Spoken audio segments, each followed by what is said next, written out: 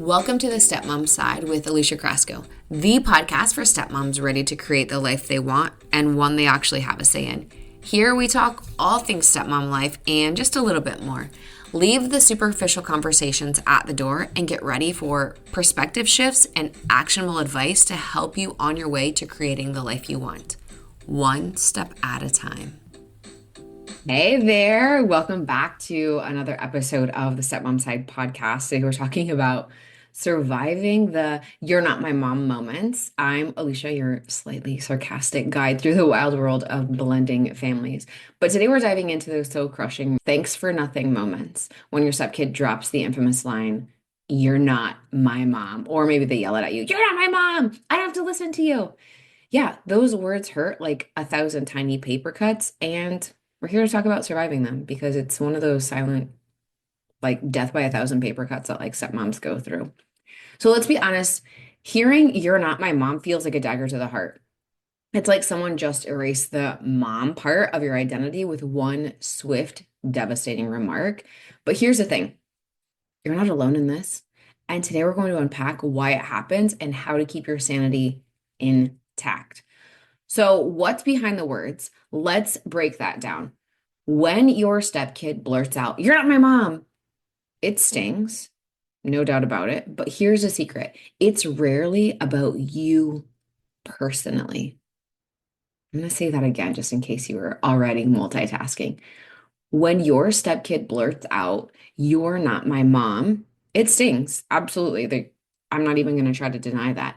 But the secret to that is it's very, very rarely about you personally. More often, it's their way of wrestling with a whole lot of messy feelings. Think of it like this. They are in the middle of an emotional tug of war between what was, what is, and what might be, but also like they don't have the words to necessarily communicate that to you. So here are a few reasons they might be in that tug of war between what was, what is, and what might be. They're grieving loss.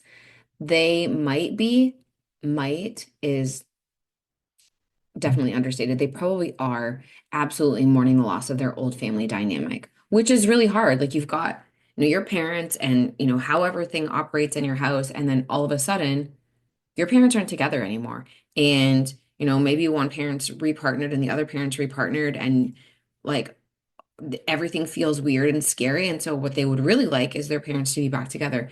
And here's the thing, for you to just acknowledge that doesn't mean that you wish that their parents were still back together, but you can acknowledge like, yeah, that would suck. That would be really hard to like try to put yourself in their shoes. They might be mourning the loss of their old family dynamic. That was comfortable to them. That was normal to them, even if you thought that it was chaotic or just dysfunctional, like that was their normal. So they might be mourning that loss. So give them a little bit of grace and empathy there. They might be having an identity crisis. They're still trying to figure out where you fit in to this already complicated puzzle. Remember, like you're a new person, so they're like, who are you? What's going on? So they don't understand where you fit in, which if you're wondering, like, okay, what is my role? How do I find that out? I have a resource about this, about defining your role. If you go to aliciacrasco.com/role, ROLE, you'll be able to find it. I will link it in the show notes though, too, so that way you have it. But they're trying to figure out where you fit in. You're the new person, and so much has changed. There's a lot that's being upended. Don't take it personally. It's not about you. And also, sometimes they have unrealistic ideals. Sometimes they have an idealized version of mom or their gold standard. And you might laugh at this or like roll your eyes or be like, whatever, Alicia. But their gold standard, gold star of a mom is their mom. And so that's their version in their head. And you're just not that picture perfect mold. Again, this is less about you and more about them trying to sort out their own feelings. And remember this, if you and I switched positions, girlfriend, the exact same things would be said to me. The exact same, "You don't fit the mold," or "You're not my mom." They would feel the exact same thing about me. It's not you personally, it is your role. Okay? If you're multitasking again, please come back to me and hear this. It is not you personally, it is your role. You could literally switch places with any other person in the world, and they would get the exact same treatment. Literally any other person, including me. So don't take it personally. It's not you. It's the role that you're in. It's less about you and more about them trying to sort out their own feelings. So let's get real for a minute. Let's talk about why it hurts so much.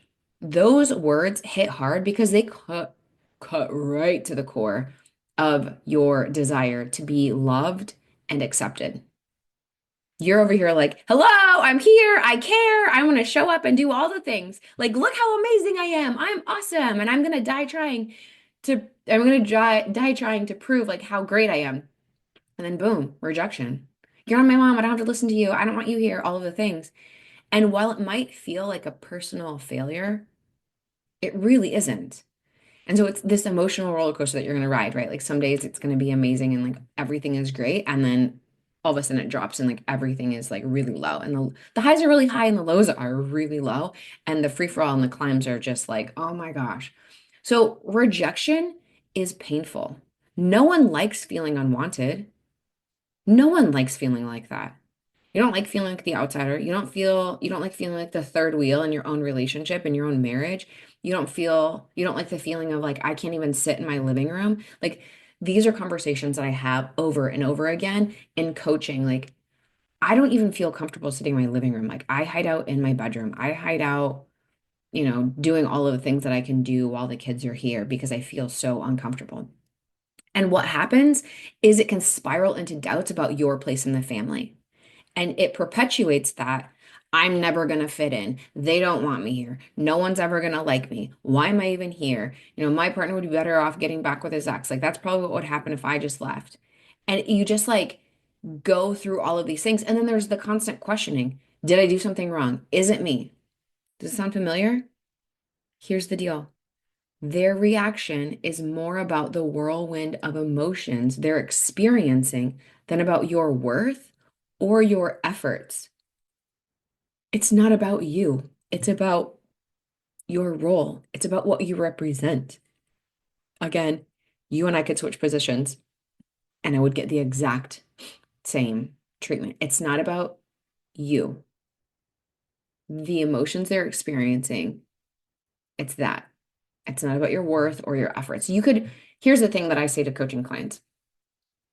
You could be the most ripe, the juiciest peach in the world, and somebody still doesn't like peaches. And you might be listening to this and be like, I don't like peaches. Perfect. There's my example. You could be the best insert whatever in the world. Somebody still doesn't like that. You could be the best pizza, the best drink, the best. I'm thinking of like food right now because it's almost lunchtime for me. But like, you could be the best whatever, and somebody still isn't going to like that. That's okay. It's okay. So let's talk about how to survive and thrive amongst this. Let's talk survival strategies. Because while you can't control what they say, you sure as hell can control how you react. And so we're going to switch from reacting, because when somebody says that, of course, you like get in your feelings right away, right? So we're going to go from like reacting and maybe lashing out or saying something or doing something that you don't want to say or do to responding. Number one, don't take it personally. Easier said than done, right? But remember, you're not my mom as a reflection of their inner chaos, not a verdict on your awesomeness. Remember, like you and I could switch roles and I would get the exact same treatment. It is not you, girlfriend. It is not you. It is about what they're going through. How people treat you says a lot about them. Okay. Even if it's your stepkids, how people treat you says a lot about them, even if it's your stepkids. And then there's all the other factors that like factor into. Number two, consistency is key. Consistency is key. Keep showing up. Build trust over time. Even if it feels like you're auditioning for a role that isn't yours, because honestly, it's kind of what you're doing as a stepmom. Like you're auditioning to like be possibly the motherly role in your household, but like they might not want you to be there. So they might not want you in that role. So in their life, like this role isn't yours. So even if you feel like you're auditioning for that role that isn't yours, consistently can slowly chip away at those barriers. And you're like, I've been trying. I've been trying. I get it. I see you. 100% get it. Again, building trust and building that relationship outside of parenting outside of your partner and them, like just building that relationship one on one. I also have a resource for this too. I have like resources for a lot of things because I've been through it. I get it. But like I have another resource about like I activity ideas to bond with your stepkids. I will link that one too, like 30 ideas for you to just like glance over. Number three, set healthy boundaries. It's okay to gently remind everyone, yes, even yourself, that respect goes both ways. Boundaries aren't about pushing people away, it's about keeping your sanity intact. So if you are showing up trying to do all the things and nothing seems to be working, it's okay for you to say, at this point in time, I can't do this anymore. I can't keep insert whatever. I can't keep showing up to all of the events. I can't keep, going and buying them all of the things because it doesn't feel good for me. It's okay to say no. Or let's say that they're talking to you a certain kind of way or they're behaving towards you in a certain kind of way. If that doesn't feel good to you, let's have a conversation about it and what we're going to do to change or what behavior you would like to see and explicitly tell your partner. They're not going to get it. Also, your partner is very close to the situation and has, you know, different irons in the fire than you do. He's probably not going to understand the stress or the overwhelm or the frustration that you have like another stepmom. If you need the help or if you want the support and you're ready to stop feeling like, I hate this, my life sucks, come join us inside the stepmom side community. There are tons of other stepmoms in there that get it and understand what you're going through. Don't do this alone because you'll just feel like a crazy person. Number four, and this is such a big one and so easily overlooked. Celebrate small wins, which sounds ridiculous. Like, oh, they said hi to me today. That's not worth celebrating. Yes, it is. Girlfriend, it is. Like, if you've been struggling with this stepkid and like maybe they've been avoiding you or ignoring you or whatever the case may be, and then now all of a sudden they're talking to you, yes, that is a win. We are going to celebrate that. Did you share a laugh with them today? That counts. Every small positive interaction builds towards a stronger relationship. Those small things absolutely add up. Number five, last one, self-care is non-negotiable. When the emotional punches start flying, take a breather. Whether it's a hot bath, a brisk run, a cheeky glass of wine, do what makes you feel human again. Meet your friends for dinner, meet them for drinks, like go to a workout class, whatever it is. You cannot handle any additional step family stressors if you are already running on empty. Make sure that you're taking care of yourself. If you're not taking care of yourself, who's going to take care of yourself? No one. So, how to survive. I'll just go over those really quick again. Number one, don't take it personally. You and I could switch positions, I'd get the exact same thing. Number two, consistency is key. Keep showing up, build trust over time. Number three, set boundaries. It's okay to say no, it's okay to bow out of things. Totally fine. Number four, celebrate small wins. Even if it sounds trivial to you, celebrate that small win. Make a list of small wins on your phone. So that way, when things get hard, you can be like, okay, you know what? Shared a laugh or they said hi or we did X, Y, and Z together. Celebrate those small wins, please. Number five, self-care is non-negotiable. Take care of yourself. Please take care of yourself. It's the best thing that you can do for yourself. So here's the bottom line. Those you're not my mom moments are painful, no doubt about it, but they don't define your worth or your role in the family. You're doing something incredibly challenging. You're building a new kind of family bond. That takes guts, that takes patience, and a hell of a lot of resilience. And it's really easy to get your confidence like knocked off. So just remember, it's a process. Healing, growing, and acceptance doesn't happen overnight. Your consistency and care are planting seeds. Even if you can't see them yet, trust me, they're growing. Just keep watering them. Remember, showing up and doing all the things like that's the water that you're doing. You've got this. I'm in your corner. Like I see you. I get it. It super sucks. But thank you so much for tuning in to today's episode of Surviving the You're Not My Mom moments. Here to remind you that even on the toughest days, you are doing a damn good job. If this episode hit home, share it with a friend or drop it in your story and tag me. Or if you're in the community, drop your own story in there. And don't forget to subscribe so you never miss out on candid, sometimes brutally honest conversations about stepmom life. But until next time, Keep being awesome. Keep laughing at the chaos. Sometimes you have to laugh so you don't cry. And remember, you might not be their mom, but you're pretty damn amazing in every other way. I'll chat with you next week. Thanks for taking time to listen to this week's episode. If anything was helpful or resonated with you, please share it on social media and tag me. I'm just at Alicia Crasco. And if you could leave a 5-star rating and a review while you're at it, that would also be really helpful.